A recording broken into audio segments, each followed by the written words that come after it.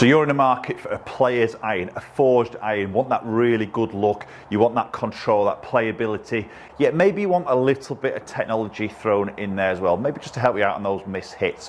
This video we're going to put up the brand new TaylorMade P7MC iron up against the very popular Titleist T100. Let's see which one packs a little bit more of a punch. Okay, so for me, two stunning irons we've got today in this video. So Titleist T100, we know how popular this iron has been. Beautiful looking golf club. We've got that beautiful feel, that real nice sort of compact head.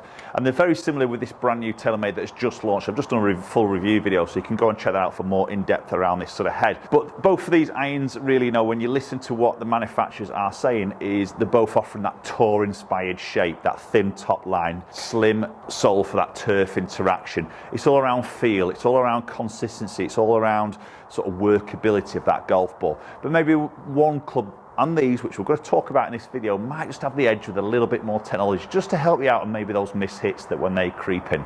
Okay, so we're going to start things off with the TaylorMade, so the P7MC. So this muscle cavity is what the MC is standing for.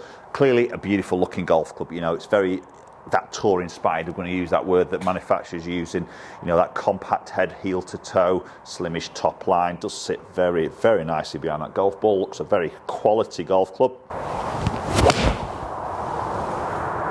Rip that, and that feels fantastic. It's a full body forged head. TaylorMade is sort of working on this 2,000-ton press in its build process or manufacturing process, that it's giving it a quality grain forging, which is going to help massively on the feel. That's what they're saying, and to be honest, that does feel fantastic. I mean, that's some great numbers there. That spin at that 7,000, a little bit higher there actually on that spin, maybe what I saw in the original review video there, but 163 carry. So it's not all about distance for these types of irons, but the players maybe going into this iron isn't really looking for out and out distance. They want that control, maybe that spin number in that area to hit maybe more consistent carry numbers with control.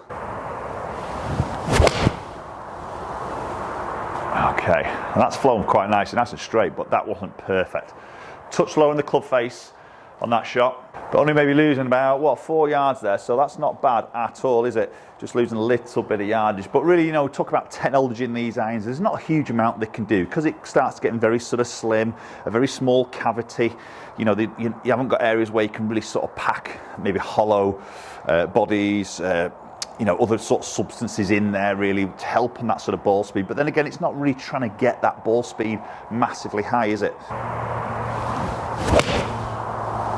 That does feel amazing.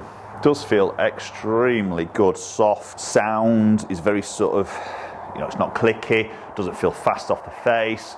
164 carry again. And again, going back to what I was just sort of saying, when you read the Gumph on TaylorMade website all about this iron, there's nothing there with technology. It's just all around sort of, tour-inspired shaping, thin interaction with the turf, thin top line, shaping of the head, the finish of it. Nothing really with any extra sort of tech thrown in there. This is 7-iron, 34 degrees of loft.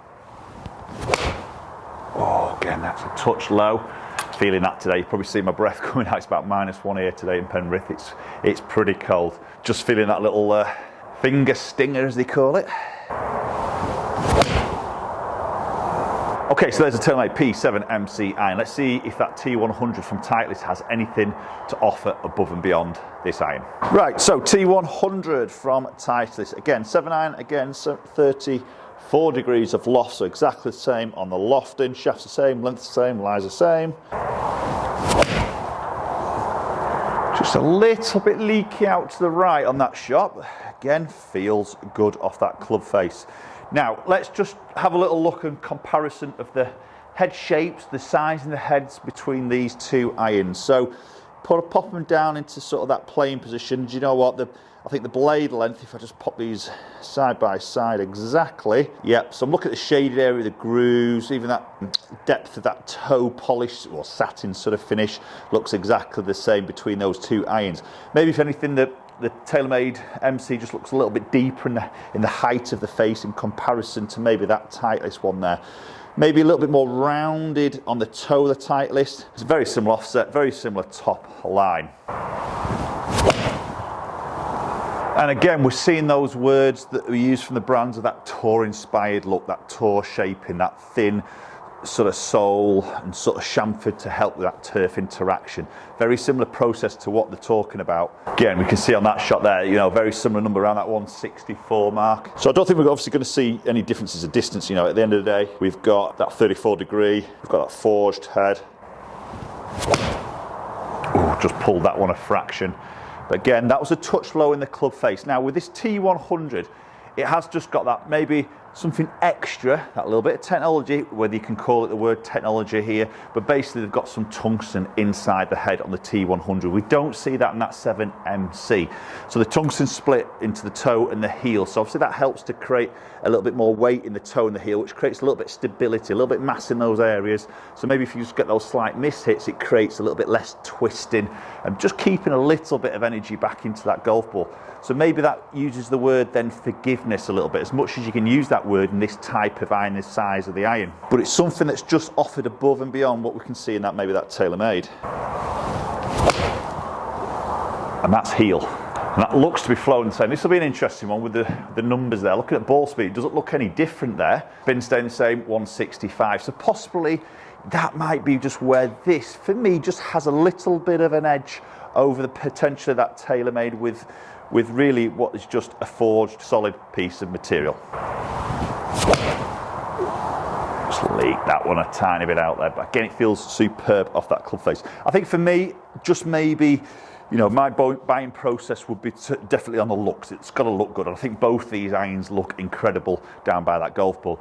Then I'm going to go off a little bit of that feel, and obviously then some sort of numbers, and make sure I'm getting that consistency of that number, that sort of shot direction, spin, you know, those sort of elements. And then really probably then just peace of mind more than anything. I just know that this has got a little bit of help if I'm not on it, if I'm just not quite performing. Obviously, if it's a real bad miss hit, obviously that's me, that's the club. Probably no club's going to really help me out on that front. If I'm just not quite on my striking day, I think I just have a little bit more confidence, and that's probably the word there, confidence. Just knowing that there's that tungsten in there. It's just going to help me and back me up a little bit. So with the pricing of these irons, there is only literally a £50 difference, with the Titleist being £50 cheaper than the TaylorMade for a 7-iron set. So the price is very, very similar. But let me know your thoughts. Would you want to have that little bit of help with that, maybe knowing that tungsten in there, or does that not bother you at all? I'd love to hear your thoughts as always. Appreciate you watching the video.